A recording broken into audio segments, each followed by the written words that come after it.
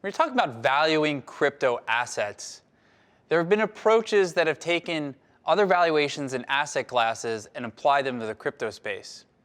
And this is one of them. It's called the network value to transaction ratio. It was proposed by an early Bitcoin adopter named Willy Woo. And basically what you do is you take the network value of a specific protocol and you divide it by the dollar value of the transactions.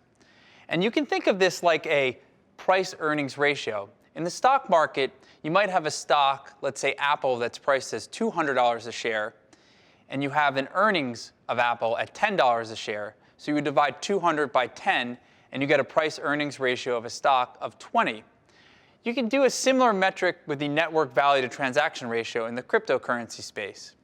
And let me get into that. So right here, you're looking at a chart. The top price level is the price of Bitcoin over the last few years, and below it is the network value to transactions. Now, there's a couple key points to note here. One is that when network value to transactions gets close to this 100 level, there tends to be a sell-off in the Bitcoin market. The other point to make is that when it drops to about 50, it signifies a bottom. So there are some traders or investors who see value in the Bitcoin token when it drops to 50.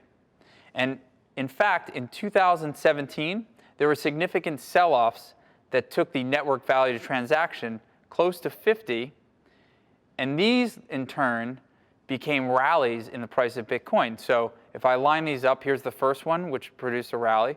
Here's the second one, which created another rally. Here's the third one, which led to another rally.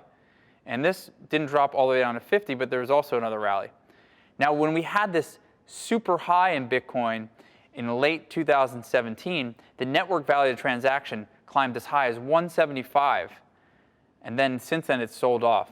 So most recently, the NVT has dropped below 50, and we'll see if this produces some sort of recovery in the future.